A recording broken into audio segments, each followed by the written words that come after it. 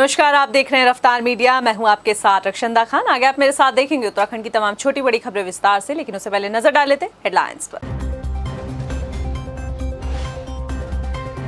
सचिवालय में लगाई जा रही कोविड की बूस्टर डोज। सीएम धामी ने टीकाकरण कैंप का किया निरीक्षण कर स्वास्थ्य कर्मियों का बढ़ाया हौसला।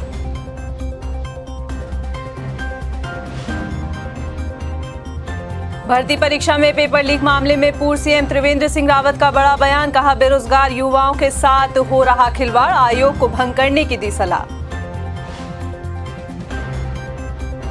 पहाड़ों पर बारिश से सड़कों की खस्ता हाल से पीडब्ल्यूडी को बड़ा झटका। अब तक 50 करोड़ का हुआ नुकसान। प्रदेश में अभी भी 100 से ज्यादा सड़कें बंद। और प्रदेश में कोरोना के साथ डेंगू से निपटना बड़ी चुनौती। स्वास्थ्य विभाग ने जारी की एडवाइजरी तो लोग हुए बेपरवाह। दरकिनार दिख रही गाइडलाइंस। हेडलाइंस के बाद बुलेटिन में खबरें विस्तार से। बात सबसे पहले सीएम पुष्कर सिंह धामी की। मुख्यमंत्री पुष्कर सिंह धामी ने बुधवार को सचिवालय में चल रहे कोविड टीकाकरण कैंप का निरीक्षण किया। इस मौके पर सीएम पुष्कर सिंह धामी ने कोविड टीकाकरण अभियान से जुड़े स्वास्थ्य कर्मियों का हौसला बढ़ाया। साथ ही कोविड टीकाकरण के लिए आए लोगों से बातचीत भी की। बता दें कि सचिवालय में कोविड टीकाकरण अभियान के तहत बूस्टर डोज लगाई जा रही है। उत्तराखंड का पंचायती राज विभाग अब हाईटेक होने जा रहा है। किस तरीके से पंचायती राज विभाग को हाईटेक बनाने की कवायद शुरू कर दी गई है, इस रिपोर्ट में देखते हैं। उत्तराखंड का पंचायती राज विभाग अब हाईटेक बनने जा रहा है, जिसके तहत उत्तराखंड के 95 विकास खंडों को सैटेलाइट स्टूडियो से जोड़ा जाएगा, जिसका स्टूडियो तो राजधानी देहरादून के पंचायती राज निदेशालय में बनेगा, लेकिन 95 विकास खंडों के साथ 2 कनेक्टिविटी सैटेलाइट स्टूडियो के जरिए शुरू होगी। यानी कि किसी तरह का संवाद अगर एक साथ करना हो तो इस सैटेलाइट स्टूडियो के जरिए आसानी से हो सकेगा। उत्तराखंड की भौगोलिक परिस्थितियों को देखते हुए इसे काफी महत्वपूर्ण बताया जा रहा है। खुद पंचायती राज विभाग के निदेशक बंशीधर तिवारी का कहना है कि इस स्टूडियो के स्थापित होने से संवाद करने में आसानी होगी। वहीं आपदा जैसे हालातों में भी अगर किसी तरह का कोई फीडबैक लेना हो तो उसके लिए भी एक बेहतर माध्यम बनेगा। राष्ट्रीय ग्राम स्वराज अभियान में हमें 135 करोड़ रुपए भारत सरकार से स्वीकृत हुए हैं। उसमें एक हमें सैटेलाइट बेस्ड स्टूडियो बनाना है, जो हम देहरादून में बनाएंगे निदेशालय में। और जो हमारे 95 ब्लॉक्स हैं, सारे के ब्लॉक्स उससे सैटेलाइट से जुड़ेंगे और उसमें 2-वे कम्युनिकेशन होगा, क्योंकि सैटेलाइट के माध्यम से इसमें हम इनको कनेक्ट कर रहे हैं। तो कभी ईश्वर न करे अगर आपदा की परिस्थिति भी आती है तो उसका कम्युनिकेशन उस स्थिति में भी बना रहेगा। तो एक बेहतर इंफ्रास्ट्रक्चर हमें प्रदेश को मिलेगा। इसके अलावा कोई भी दूसरे कार्यक्रम अगर हमें करना है राज्य स्तर से और ब्लॉक स्तर पे, तो उसको हम लोग उसके माध्यम से कर सकेंगे। पंचायती राज विभाग की तरफ से जहां एक तरफ सभी विकास खंडों को सैटेलाइट माध्यम से जोड़ने का काम जल्द शुरू होने वाला है, तो वहीं प्रदेश के 5000 ग्राम पंचायत भवनों को भी कंप्यूटर की सौगात दी जा रही है। पंचायत भवन है, 500 पंचायत भवनों को कंप्यूटर दिया है प्रति पंचायत भवन के। तो 500 पंचायतें हमारी कंप्यूटरीकृत हो जाएंगी और जो हमारी सुविधाएं हैं जो सीएससी के माध्यम से हम इनको जोड़ रहे हैं। कुल मिलाकर देखें तो केंद्र सरकार की तरफ से एक बड़ी धनराशि उत्तराखंड को दी गई है, जिससे तमाम काम पंचायती राज विभाग द्वारा किए जा रहे हैं। और इन्हीं कोशिशों के तहत पंचायती राज विभाग को हाईटेक किए जाने का प्लान तैयार कर लिया गया है और उत्तराखंड के लिहाज से ये काफी महत्वपूर्ण भी है। रफ्तार मीडिया के लिए देहरादून से मनीष डंगवाल की रिपोर्ट। नेशनल हेराल्ड मामले में इन दिनों कांग्रेस की राष्ट्रीय कार्यकारी अध्यक्ष सोनिया गांधी से ईडी द्वारा पूछताछ की जा रही है, जिसके विरोध में कांग्रेस लगातार केंद्र सरकार के खिलाफ प्रदर्शन कर रही है। वहीं कांग्रेस के विरोध प्रदर्शन पर कैबिनेट मंत्री रेखा आर्य का कहना है कि सोनिया गांधी को इस जांच में सहयोग करना चाहिए अगर वे पाक साफ है, लेकिन कांग्रेस बेवजह की राजनीति कर रही है। बेहतर होता कि जांच में सहयोग करके अपने आप को जो है पाक साफ वो आते, तो निश्चित रूप से इससे लोकतंत्र का भी संविधान का भी बहुत बेहतर सम्मान होता। मैं मानती हूँ केवल और केवल कि भाई किसी के विरुद्ध यदि कोई संदेह की स्थिति उत्पन्न हुई और उसमें जांच हो रही है और आप उस पर आपत्ति करते हैं, तो यही अपने आप में संदेह की स्थिति पैदा करता है कि कहीं ना कहीं जो है कुछ ना कुछ गड़बड़ तो है। तो मुझे लगता है कि कांग्रेस जो है बेवजह की राजनीति कर रही है और मुझे कहना चाहिए कि उनको इस जांच में सहयोग करना चाहिए। यदि साफ हैं तो निश्चित रूप से जांच में भी साफ निकल के आने चाहिए। 8 अगस्त को वीरांगना तीलू रौतेली के जयंती पर महिला एवं बाल विकास विभाग की तरफ से दिए जाने वाले तीलू रौतेली पुरस्कार को लेकर आवेदन की आखिरी तारीख खत्म हो चुकी है। इस बार पुरस्कार के लिए आवेदन ऑनलाइन मांगे गए थे, जिसमें 150 से ज्यादा आवेदन हो चुके हैं। जल्द ही निर्देशालय स्तर पर आवेदन करने वाली महिलाओं की लिस्ट तैयार कर दी जाएगी। कई महिलाएं जो हैं वह पूरी तरीके से अपने कागजातों को जमा नहीं कर पाई हैं, ऑनलाइन नहीं कर पाई हैं, जिसके लिए एक दिन का समय बढ़ाया गया और आज 27 तारीख के 5 बजे तक का समय जो है वो समय वृद्धि उनको करके दिए, ताकि जो छूटे हुए डॉक्यूमेंट्स है उसे अपलोड कर सके। मैं समझती हूँ कि अब तक मैं हमारी चाहे वो तिल्ली रोतेली को लेकर हो अथवा हमारे आंगनबाड़ी कार्यकर्ती पुरस्कार के परिप्रेक्ष्य में हो, लगभग 100-150 के ऊपर जो है हमारे पास में आवेदन आ चुके हैं। और जैसे ही शाम के 5 बजने के उपरांत में, क्योंकि आवेदन की प्रक्रिया ख़त्म हो जाएगी, उसके बाद में जनपद स्तर पर जो सीडीओ की अध्यक्षता में कमेटी बनी है वो फिर उसको रिकमेंड करके जो है शासन में भेजने का काम करेंगे। उसके बाद में शासन स्तर पर स्क्रूटनी होगी और फिर नाम जो है वो फाइनल किए जाएंगे। स्वास्थ्य मंत्री धन सिंह रावत की अध्यक्षता में स्वास्थ्य महानिदेशालय में बैठक की गई। स्वास्थ्य विभाग की तरफ से इस बैठक में सभी अधिकारी मौजूद रहे। साथ ही इसमें 2024 तक राज्य को टीबी मुक्त बनाए जाने पर फोकस दिया गया। साथ ही शिशु मृत्यु दर कम हो, इस पर भी विशेष अभियान चलाए जाने के साथ लोगों को जागरूक करने की भी बात कही गई। 2024 तक उत्तराखंड को टीबी मुक्त बनाना है और 16 अगस्त से लेकर और 30 अगस्त तक हमने 15 दिन का एक सघन अभियान ले रहे हैं कि पूरे प्रदेश में हम टीबी के मरीजों को आइडेंटिफाई किया जाएगा। उनको चेक करके जो है पूरा एक 30 तारीख को ये पता चल जाएगा कि टोटल प्रदेश में टीबी के मरीज़ कितने हैं और फिर उनके लिए निःशुल्क दवाएं दी जाएंगी। 500 रुपये पर महीने सरकार की तरफ से दिए जाएंगे और एक एक टीबी मरीज़ को एक एक आदमी गोद लेगा ताकि जल्दी उसकी रिकवरी हो। उत्तराखंड अधीनस्थ चयन आयोग की भर्ती परीक्षाओं में हुए फर्जीवाड़े को लेकर विपक्ष लगातार सरकार पर हमलावर है, जिसके विरोध में कांग्रेस ने सरकार का पुतला भी दहन किया है। कांग्रेस के महानगर अध्यक्ष लालचंद शर्मा का कहना है कि कई वादे सरकार कर चुकी है, लेकिन हकीकत में घपले घोटाले के अलावा कुछ भी नजर नहीं आ रहा है।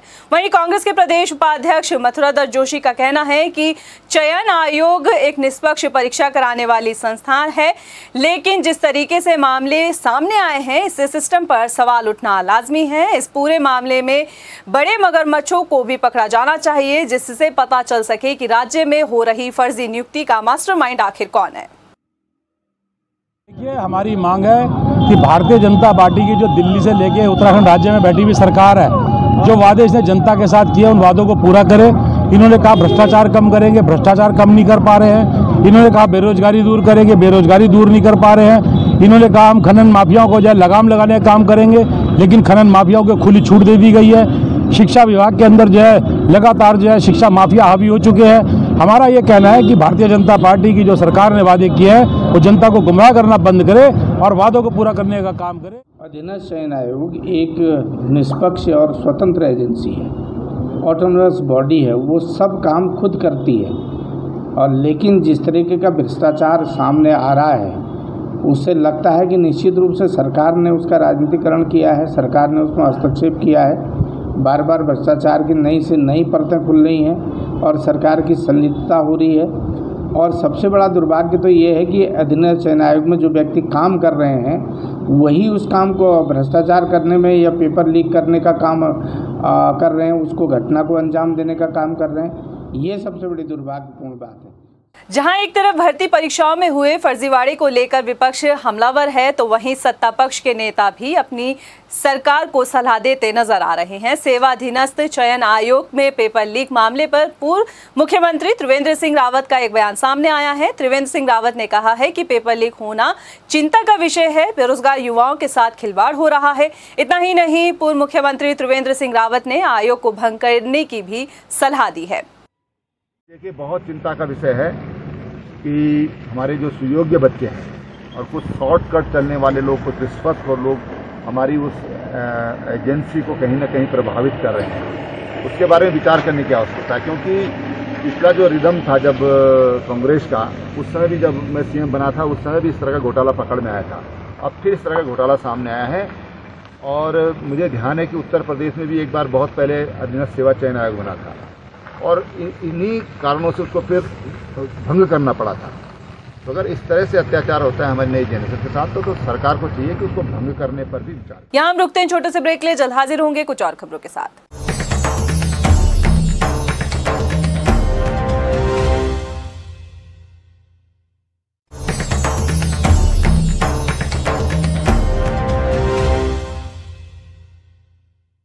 वहीं आयोग की भर्ती परीक्षा के पेपर लीक फर्जीवाड़ा मामले में एसटीएफ ने लखनऊ से एक आरोपी को गिरफ्तार किया है। इसका नाम अभिषेक वर्मा बताया गया है। एसटीएफ के मुताबिक UKSSC परीक्षा के गोपनीय कार्य लखनऊ के RMS techno solution India private limited से होते थे, जहां पर एसटीएफ टीम ने दबिश देकर अभिषेक वर्मा को गिरफ्तार किया है।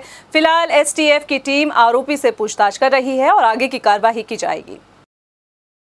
एक जो गहन पूछताछ में और जो गोपनीय सूत्रों से जानकारी मिली थी, इसमें RMS जो प्राइवेट लिमिटेड जो कंपनी जो काम देखती है UKSSC का, उस संबंध में हमारी गोपनीय रूप से टीम लखनऊ रवाना की गई थी।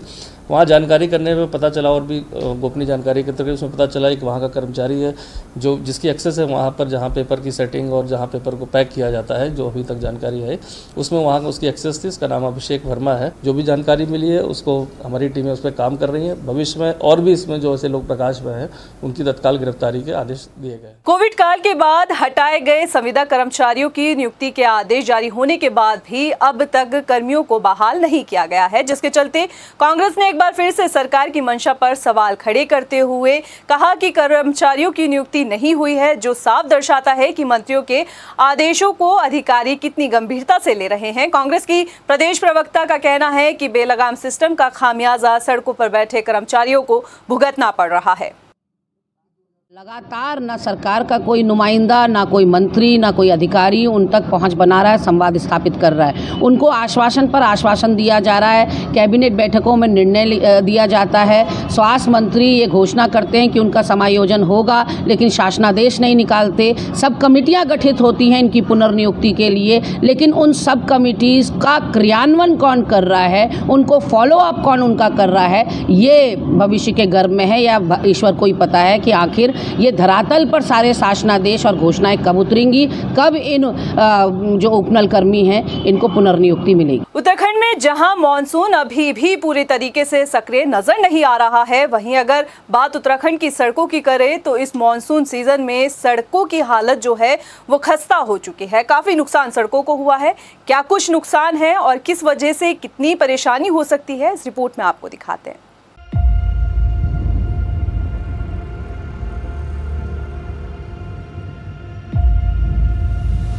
उत्तराखंड में इस बार आए मॉनसून सीजन में अब तक भले ही प्रदेश में आपदा जैसे हालात देखने को नहीं मिले हैं, लेकिन बरसात के इस मौसम में प्रदेश की सड़कों को काफी नुकसान पहुंचा है। 15 जून से मॉनसून सीजन की शुरुआत होने के बाद PWD विभाग से मिले आंकड़ों को गौर से देखने के बाद मालूम चलता है कि सड़कों को कितना नुकसान पहुंचा है। मॉनसून सीजन में अब तक 1543 सड़कें बंद हो चुकी हैं, जिनमें से 1380 सड़कें PWD विभाग खोल चुका है और प्रदेश में करीब 163 सड़कें अभी भी बंद हैं। 263 JCB मशीनों को सड़कों को खोलने के लिए लगाया गया है। इसमें अब 15 जून से लेकर अब तक जो कल की सूचना है मेरे पास में 1543 सड़कें बंद हुई थीं और जिसमें से 1380 सड़कें हमने खोल दी हैं। 163 सड़कें अभी बंद हैं, जिनके लिए हमने खोलने के लिए 263 JCB मशीन्स लगाई हुई हैं। इसमें से हमारी विभागीय भी हैं और कॉन्ट्रैक्टर्स की भी हैं। और सबसे इम्पोर्टेंट चीज़ ये कि इस बार रेस्पॉन्स टाइम काफ़ी कम किया गया है और कहीं से ऐसी कोई सूचना नहीं मिल रही है कि हमारा रेस्पॉन्स टाइम ज़्यादा लगा हो, किसी ने कॉल किया हो और वहाँ पर JCB मशीन ना पहुँची। ये आकलन सड़कों को हुए नुकसान को लेकर है, लेकिन बजट के हिसाब से अगर नुकसान को आंका जाए तो इसे एक बड़ा नुकसान समझा जाएगा। वो इसलिए क्योंकि मॉनसून के इस सीजन में अब तक 50 करोड़ रुपए का नुकसान विभाग को हो चुका है, तो वहीं 13 करोड़ रुपए का बजट पूर्व की अवस्था में सड़कों को लाने में लगेगा। बरसात के इस मौसम में कई पुलों को भी नुकसान पहुंचा है, जिनकी मरम्मत के लिए करीब 1 करोड़ रुपए की विभाग को जरूरत है। हमारे जो सड़कें हैं उनको काफ़ी क्षति पहुंची है। इसमें पूर्व अवस्था में लाने के लिए सड़कों को 50 करोड़ रुपए की नुकसान हुआ है और उनको यातायात के लिए खोलने के लिए अभी तक जो मेरे पास सूचना है 13 करोड़ 85 लाख रुपए की आवश्यकता होगी। और साथ ही हमारे कुछ सेतु भी उनका प्रोटेक्शन वर्क्स हैं या कुछ सेतु खराब हो गए हैं, उनके लिए भी हमको 1 करोड़ रुपए की अभी क्षति पहुंची। कुल मिलाकर देखें तो अभी तक मानसून सीजन में सड़कों को काफी नुकसान पहुंचा है, जिसकी भरपाई के लिए पीडब्ल्यूडी विभाग को अच्छे खासे बजट की भी जरूरत है। लेकिन सड़कों को बनाने के लिए फिलहाल बरसात का मौसम अनुकूल नहीं होगा। हालांकि विभाग की माने तो इस बार सड़कों को खोलने के लिए जो रिस्पांस टाइम रहा वो काफी कम हो गया है और ये डिपार्टमेंट के लिए एक अचीवमेंट भी है। रफ्तार मीडिया के लिए देहरादून से मनीष डंगवाल की रिपोर्ट।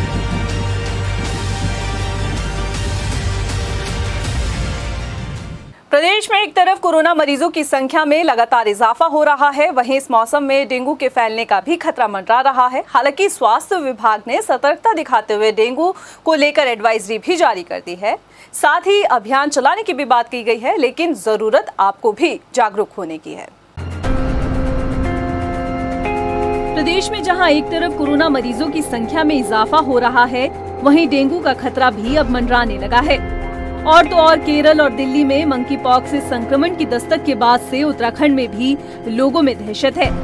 हालांकि स्वास्थ्य विभाग ने एडवाइजरी जारी की है, लेकिन जिस तरह से प्रदेश में कोरोना मरीजों की संख्या में इजाफा हो रहा है, उस पर सवाल उठ रहा है कि प्रदेश में एडवाइजरी का कितना पालन किया जा रहा है। प्रदेश में पैर पसार रहे कोरोना संक्रमण की जद में अब तक 1180 मरीज हैं। स्वास्थ्य विभाग लगातार लोगों से कोरोना गाइडलाइंस का पालन करने की अपील कर रहा है, लेकिन लोग ना तो भीड़भाड़ वाले इलाकों में जाने से बच रहे हैं और ना ही मास्क लगाते नजर आ रहे हैं। 2 गज की दूरी तो दूर की बात है। वहीं अगस्त और सितंबर के महीने में डेंगू के फैलने का खतरा भी मंडरा रहा है।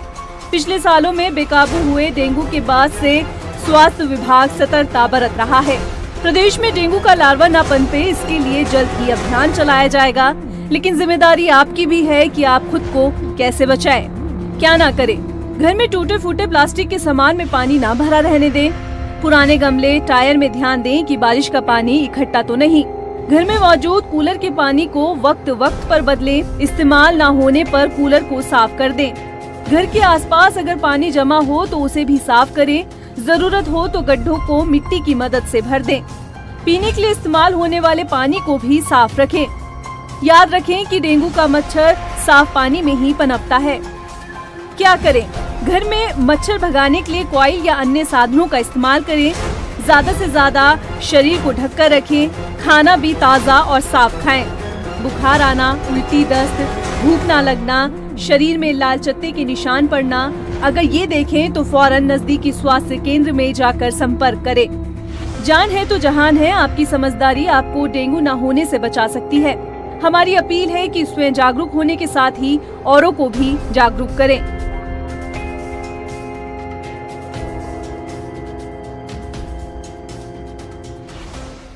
देहरादून नगर निगम के सैलाको स्थित सॉलिड वेस्ट मैनेजमेंट प्लांट में क्षेत्र के लोग कूड़ा डंप करने को लेकर विरोध प्रदर्शन कर रहे हैं। बता दें कि शहर के 100 वार्ड का रोजाना करीब 400 मैट्रिक टन कूड़ा प्लांट में भेजा जा रहा है। नगर आयुक्त ने बताया कि सैलाको स्थित सॉलिड वेस्ट मैनेजमेंट प्लांट का क्षेत्र के लोग विरोध कर रहे हैं, जिसके चलते प्लांट को शिफ्ट करने के लिए समिति बनाई गई है और जल्द ही नई जमीन तलाश की जा रही है।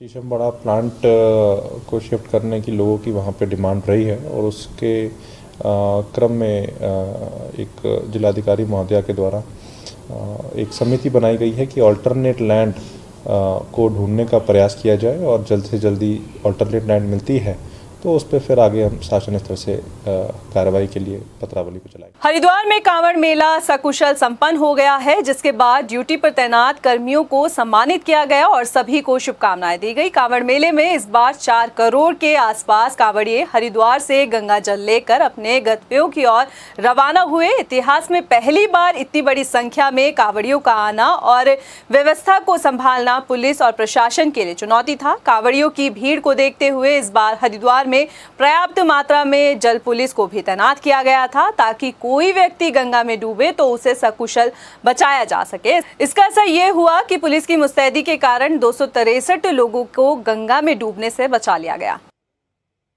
कांवड़ मेला सकुशल संपन्न हो गया है। सारे पुलिस के जवानों, कर्मचारियों, प्रशासन के सभी अंगों ने मिलजुल कर इसमें काम किया। लोकल लोगों ने पूरा सहयोग दिया, सारे एसोसिएशन ने सहयोग किया और मिलजुल के हमने एक बड़ी चुनौती को पार किया।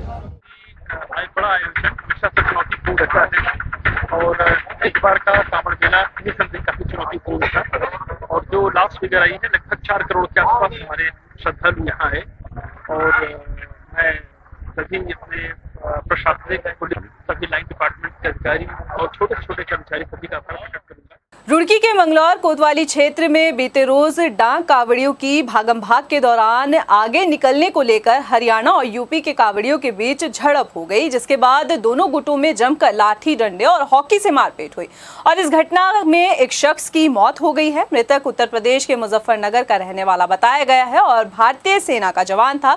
इस मारपीट का वीडियो सोशल मीडिया पर भी वायरल है। इस घटना में शामिल हुए आरोपियों को पुलिस ने गिरफ्तार भी कर लिया है। हमारे पास सुबह सूचना आई थी कि कार्तिक नाम का एक लड़का जो है कपूर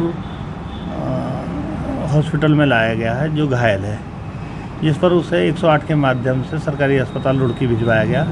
इनके परिजनों द्वारा बताया गया कि इनका जो है नगलाई मर्ती बाईपास पर अन्य कावड़ियों से झगड़ा हुआ था जिनमें इनके चोट आई थी। दौरान उपचार इसकी मृत्यु हो गई है। इस संबंध में घटनास्थल कोतवाली सिविल लाइन का है, जिस संबंध में वहाँ मुकदमा पंजीकृत कर आवश्यक कार्रवाई की जा रही है। नैनीताल जिले के विकासखंड भीमताल के तोक ढांगड़ में 70 परिवार भूस्खलन की जद में आ गए हैं। यहां से बोल्डर गिरने का खतरा जो है बरकरार है, जिसका संज्ञान लेते हुए कुमाऊं कमिश्नर ने भूवैज्ञानिक वन लोनिवि के अधिकारियों और ग्रामीणों के साथ संयुक्त स्थलीय निरीक्षण किया। कुमाऊं कमिश्नर ने भूस्खलन को रोकने के लिए ठोस कार्य योजना बनाने के निर्देश भी दिए हैं, जिससे ग्रामवासी सुरक्षित रह सके। स्थिति यह है कि ऊपर से कुछ बोल्डर्स 2021 में अक्टूबर में आए थे जब बारिश हुई थी और उस वक्त कुछ प्रोटेक्शन वर्क्स वहाँ पे उसका सर्वे वगैरह नहीं हो पाया। अभी जो सर्वे हमने यहाँ पे करने के लिए निर्देश दिए हैं, एक तो PWD को और जो जियोलॉजिस्ट हैं उनको, और वो स्पष्ट रूप से बताएंगे कि जो ढाल है बहुत ज़्यादा ढाल है वहाँ पे और जो पत्थर अटके हुए हैं उनको स्टेबलाइज करने के लिए क्या उपाय करने होंगे और ऐसे कौन से उपाय हैं जो हम तत्काल शुरू कर सकते हैं। पिछले साल 2021 में 19 और 20 अक्टूबर को हुआ था, 18 और 19 अक्टूबर को। तब से हमने मतलब लिखित और मौखिक रूप से सारे दिए हैं ज्ञापन, मतलब इस पर अभी तक कोई चर्चा नहीं हुई है। दिक्कत क्या है? अभी 20 जुलाई को यहाँ फिर से बारिश हुई और जो वहाँ 2 बड़े पत्थर हैं वो थोड़ी खिसकने लग गई। एक पत्थर तो और नीचे को आ रहा है। अगर वो पत्थर थोड़े खिसकेंगे, नीचे आएंगे, 70 परिवारों को यहाँ खतरा है। देहरादून पुलिस ने चोरी की 2 घटनाओं का 36 घंटे में खुलासा कर दिया है और एक शातिर चोर को भी गिरफ्तार किया है। बता दें कि अभियुक्त द्वारा थाना नेहरू कॉलोनी क्षेत्र में 2 दूध की दुकान पर चोरी की घटना को अंजाम दिया गया था, जिसके बाद मामले का खुलासा कर आरोपी को सलाखों के पीछे भेजा गया है। देखिए, थाना नेहरू कॉलोनी में दिनांक 25/7 की 2 घटनाएं हुई थी, जहां पर 2 डेयरी में चोरी की घटना हुई थी, जिस संबंध में मुकदमा पंजीकृत किया गया था और जो टीम गठित की गई थी, टीम द्वारा जो है इफेक्टिव कार्रवाई की गई। जो CCTV फुटेज है और अपने मुखबिरों के माध्यम से ये जानकारी प्राप्त हुई थी कि मोहित डिसूजा नाम का जो व्यक्ति है, इसके द्वारा ये चोरी की घटना अंजाम दी गई है। तो इस संबंध में इसकी गिरफ्तारी की गई है और चोरी लगभग 3 लाख की चोरी हुई थी, जिसमें से लगभग 2 लाख का सामान उसमें बरामद किया गया, 2 लाख बरामद किए गए। इसके अलावा जो है जो चोरी में प्रयोग की गई बाइक भी जो है बरामद की गई। फिलहाल के लिए इस बुलेटिन में इतना ही। मुझे दे इजाजत, लेकिन चलते चलते नजर डाल लेते हैं हेडलाइंस पर। नमस्कार। सचिवालय में लगाई जा रही कोविड की बूस्टर डोज। सीएम धामी ने टीकाकरण कैंप का किया निरीक्षण कर स्वास्थ्य कर्मियों का बढ़ाया हौसला।